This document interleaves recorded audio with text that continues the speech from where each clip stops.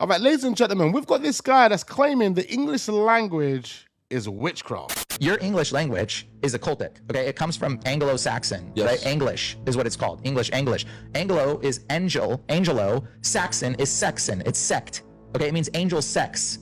It's from the fallen angels that had sex with the women. This is literally where this stems from. And so it's an occultic language. All the old books of witchcraft they have English words in them. Like the English is it's witch tongue is what it's called. Okay, so like when you start digging into stuff, you'll be like, okay, this is really weird. Why is it saying these things in here that are all English related? Bro, why is it called spelling in our language? They're all casting spells, right? It is a spell casting language, bro. It's called, do you know where the word, grammar comes from? No. Etymology of grammar. Google it, somebody. Etymology of grammar. It literally says witchcraft, incantations, mumbo jumbo, spells. So like when you study what the etymology of words, your whole perspective starts to shift. Like grammar is from grimoire. Grimoire is the old books of witchcraft. That's what grimoire is. That's where we get the word grammar. Okay, wow. That's why it's called the Grammys. When people get awards at the Grammys, bro, it's witchcraft. They're rewarding you for witchcraft. Like that's why it's called that. Okay, program. Pro means for. Gram means witchcraft. Programming you. Programmer. It's pro-grimoire. It's pro-witchcraft. It's for witchcraft. Like everything that you're watching, I mean, like the television, they're telling you lying visions, tell lie visions, okay? And it's the channel. In witchcraft, it's called channeling. It's the media, okay? The media that you watch is called the medium, is the witch. When you go talk to a medium, the medium's the in-between, you and the bigs and the littles. You're the little, the bigs are the gods, the Thor and all of them, okay? And then the medium is the in-between. That's the person that goes between the gods and you. That's mediumship. That's why it's called the media. Wow. So, dude, when you see it like that, it's like, dude, the whole thing is occultic. It's all a bunch of witchcraft, but we're so naive to it. I mean, Hollywood is the wood that wizards and witches craft their wands and staves out of. They craft it out of Hollywood. It's not like they're telling you what it is. Okay, they're telling you straight up. It's like, but we naively see these things and then brush it off and don't think that, oh, that's whatever. We don't think that's weird. Ladies and gentlemen, I've got a compilation of videos, mysterious, disturbing, creepy, whatever you want to call it. We've got videos lined up that are going to take us down some rabbit holes. And I'm telling you now, these rabbit holes get deep. Pause. Or should I say dark? Either way, we're diving in. Let's get into it. So remember this guy, the admiral who went on Fox News and the whole world was convinced this guy was wearing a mask. I mean, just look at it. You could literally stick your finger through that gap. But Fox News didn't say anything. This guy didn't say anything. But someone finally had him on his show and they asked him, can you just pull your face a little bit for us? What was going on in that interview? And just listen to what he says. Admiral, I wanted to bring up this before we even talk about Iran. Everybody, I mean, you broke the internet known as Mask Man. Can you pull on your face or something for me, sir? What? And you can tell, straight off the rip, this is a different person, bruv. Now, it's meant to be the same guy, but the guy that was meant to be this guy was wearing a mask. Why would they have some random don on TV wearing a mask, pretending to be an admiral when the admiral is actually alive? Or is the admiral alive? What was going on there? Grant, it's just a distraction from the important subject we want to talk about Iran. And at a time like now, we need to be focused on that problem with the president. Again, you can see that this isn't the guy that was wearing the mask. This looks like real skin now. The other one didn't look like real skin, and you could clearly see the opening. But for some reason, this guy doesn't want to pull on his skin to show us that he's not wearing a mask. Watch this. He's got a challenge on his hand. Got a Admiral, hold on a second. You realize if you answer like that, this is going to send the internet into the stratosphere if you don't tell me what was going on. And you know I love you, and you know I know you're an American hero, and I don't think you were wearing a mask. But just tell me something. Look at that. It's a different guy. Face shape is different. The jawline is different. There's no wrinkles in the guy's face. The eyes are different. Like, whoever this person was that went on that TV show, that went on Fox, or whatever it was, that was someone else wearing a mask, pretending to be the admiral. But then you have to ask yourself, why?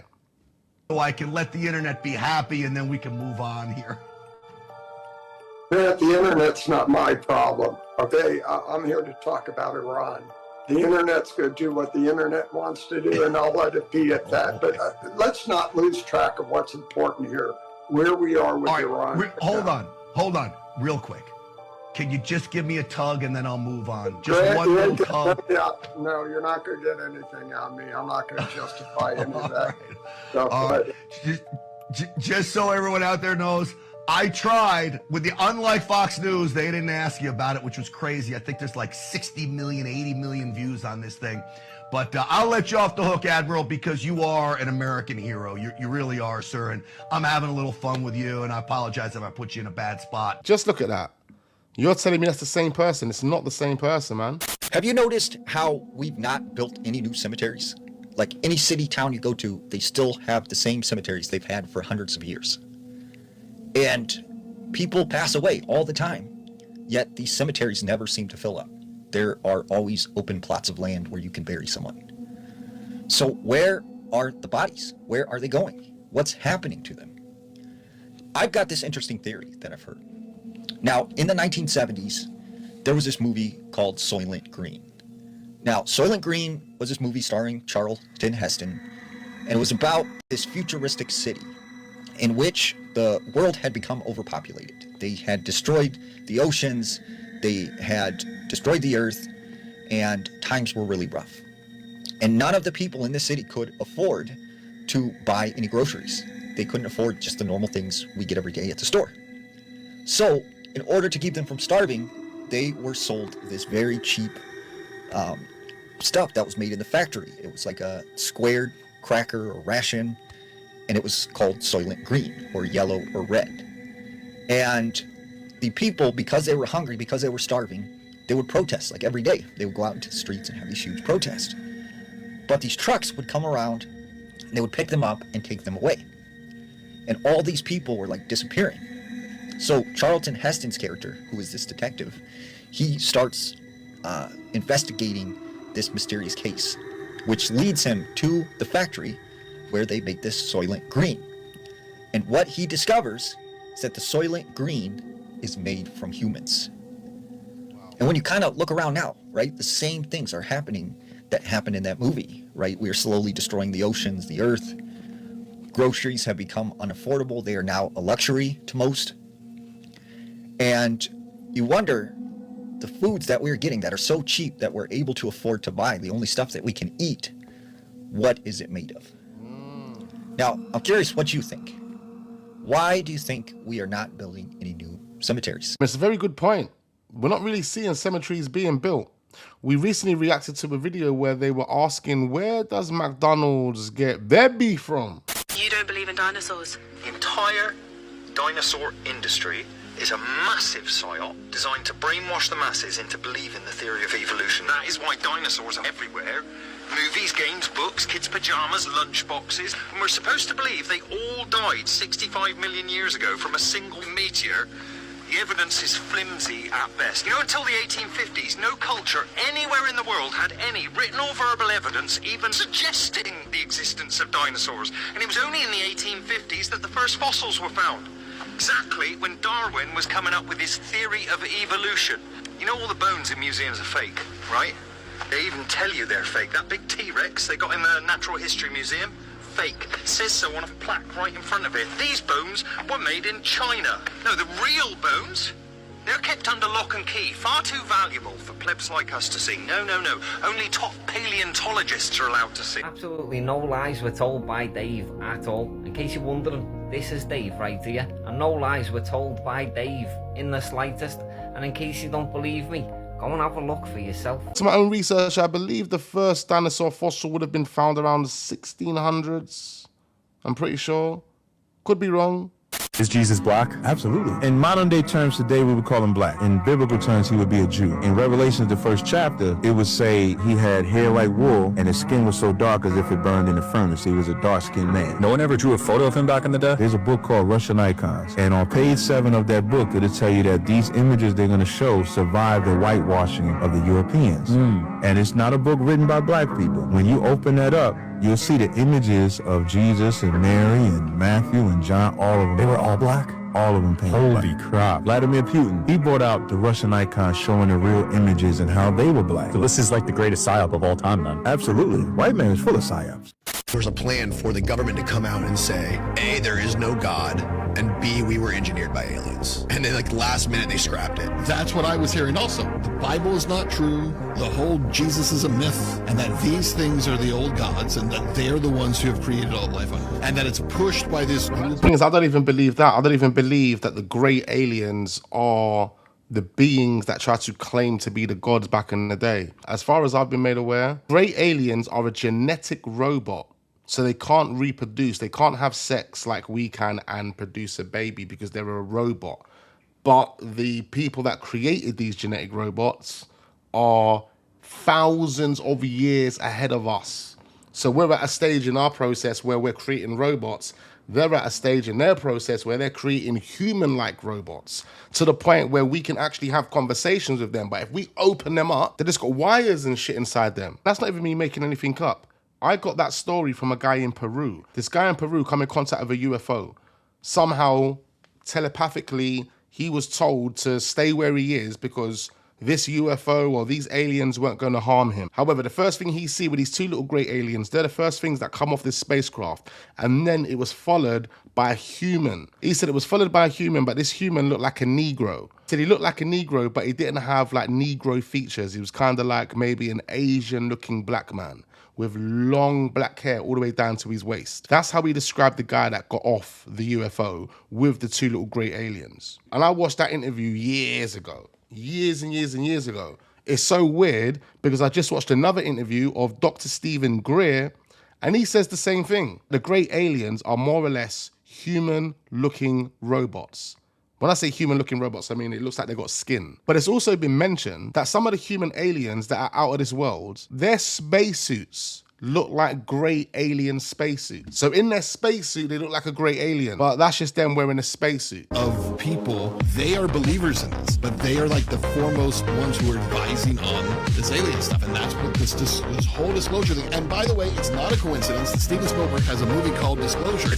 There's a whole category of the ones that look like the greys that are actually robotics. And if you see them move, they're very jerky. And they're actually robotics, but they have what looks like skin. But we had one of our recent whistleblowers knock one down when it was trying to abduct him because they were trying to get him to shut up. And it tore this fake skin open, and underneath were all these fiber optics and integrated circuits in what should have been the chest cavity. So I know this sounds like science fiction to people, but it isn't. But you know what? Again, the guy in Peru, like I said, the alien that he come in contact with that looked like a Negro type person explained to him the same thing, that these two great aliens that you can see with me right now are just basically our version of robots. To remember that there has been a compelling agenda that's all false to try to convince people of a threat from outer space, because this was a grand scheme concocted in the 1950s to try to eventually create sort of a unified world, but not in peace, but in fear and war. So it's the opposite of what we need. We need universal peace and a time of prosperity and a real golden era. But what they want to have is sort of a dystopian, totalitarian military unification of the world around a fake threat from outer space. God had killed over 3 million people in the Bible, and Satan didn't kill anybody. So I said, wait a minute, something's a little off here. He's killing everybody, and Satan didn't kill anybody. So we have to really take a look. And the deeper I dug into Deuteronomy, then I realized there's something wrong. What it was at that moment, I couldn't figure out, but I just knew something was a little off. I dabbled in it again later on to see maybe if there was something that I missed. And again, later on in my life, in my late 20s, I said, it just doesn't make any sense. There's too many question marks. And every time you ask a question, they say, don't question God. Don't question the Lord. Blind faith. And I'm thinking, if I'm going to put all of my eternity into one book, if I'm saying this one book is going to lead me to eternity, and I don't know everything about it, every aspect about it, I can't question it, I can't dig deeper to get more knowledge out of it, then I think there's something wrong with that. Everyone wants to believe that it's aliens. And that's what I want to believe. I don't think that it is a foreign adversary. I don't buy into the idea that the Chinese or the Russians have secretly figured this out. My gut is that it's something that is weirder than anything that anyone has made popular. Just as an example, it's literally bleeding in from some parallel dimension. It's an energy signature, and it's co-aligned by accident rather than intent, right? It's there because there's something in its parallel universe that is similar to what we're doing, and that's why they're co-aligned. Like Michael Critchen's novel, The Sphere, the very beginning of it is you have this researcher who is brought out to this secret naval research facility in the Pacific Ocean.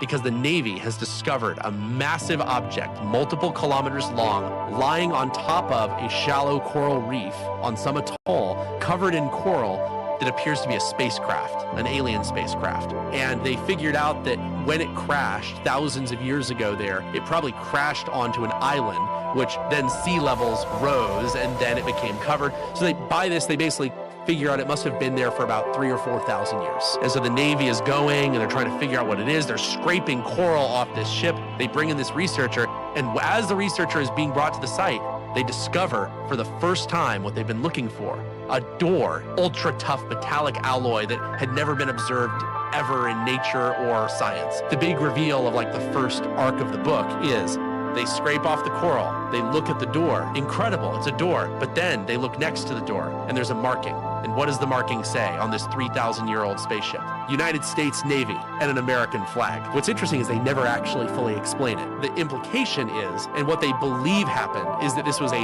time-traveling craft that somehow went back in time, or alternately, that it's actually from some distant past civilization that traveled forward in time, like maybe went to space, did some exploring and came back. Maybe the United States is actually a purpose reconstitution of the branding and social structures of some long lost society from 500 million years ago. I'm not saying that's necessarily what's happening, but I think that that's actually more likely than it being aliens from another galaxy coming to where we are. What he's mentioned there kind of explains what that missing scientist suggested, that the aliens are us from the future coming back in time.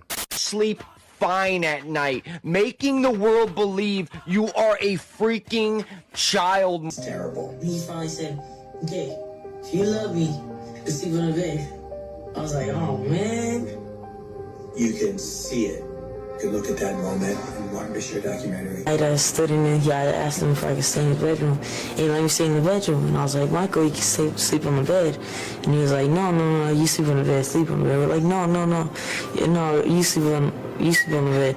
And then he finally said, okay, if you love me, you can sleep on the bed. I was like, oh man. And so I finally slept on the bed. But it was fun that night. I slept on the floor. That kid was... Basically, Michael was saying, if you love me, you'll sleep on the bed because I want you to be comfortable and I would rather sleep on the floor. But you see the way they're just trying to paint the narrative. They're trying to make it look a certain way. And they're still trying to do the same thing with Michael Jackson now. In fact, on my list of videos to record, I've got one down here for Michael Jackson. Don't go anywhere because we probably will be back with a Michael Jackson video at some point this week. He was a 12-year-old cancer survivor. That's why Michael was insisting, take the bed, you need it. Michael 100% believed that juice box people were trying to destroy him. And there's a lot of evidence. It was only after he was given this drug in Mr. Chandler's office, dental office, that he came out with the allegations against Michael Jackson. Before that, he had said nothing. Exclusive first look at evidence that the biggest victim of all may have been Michael Jackson himself. Rabbi Shmuley, the famous butt plug salesman, very holy career, he used to be a good friend of Michael. And this interview was set up by him, and it was supposed to help Michael in the situation he was in. When it came time for the final release, all the praise that the interviewer was giving Michael was all cut out, and this was the beginning of the child accusations. Like everything else, it's over money. Michael co-owned 50% of the most valuable intellectual music property on earth, which was the Beatles and thousands of other global hits. Mike refused to sell it. The plan was to put him into bankruptcy. This man is going to be humiliated beyond belief. He will not believe it. He will not believe what's going to happen. Beyond his worst nightmares. Sell one more record. They canceled all his singles, stopped all the music videos, and ended his budget completely. So the album tanked. He had to put his catalog up for collateral, and he got a $300 million loan from the bank. He knew, regardless of anything, I'm Michael Jackson. I can make my own tour, make my own money, and I could pay this all off. But they knew that too. So that's when Shmuley destroyed his image, making him look like a child molester. To be honest, Michael Jackson had a fucked up life, and he was a good human being. Michael Jackson deserved so much better than what they did to him. But the allegations actually started in 1993. Those allegations come into play shortly after Michael Jackson made a song which was declined by his record label. For the real Michael Jackson fans out there that knew Michael Jackson was about healing the world, then you would have known what this type of song would have been about, and they didn't want this song out there. Michael Jackson was pushing for it. They were like, no. Michael Jackson was pushing for it. They were like, bruv, you need to leave this one alone. And that's when they tried to squeeze him out. They tried to squeeze him out, milk him, and do whatever they could to just get rid of him. We are going to leave it there, ladies and gentlemen, because I'm having some tech issues. But what I need from you guys right now is to hit that like button, leave all your thoughts and all your comments down below. And if you want another one of these type of videos, then let me know, because we'll be back with plenty more. We've got another channel dedicated to this type of content called Wax Goes Weird.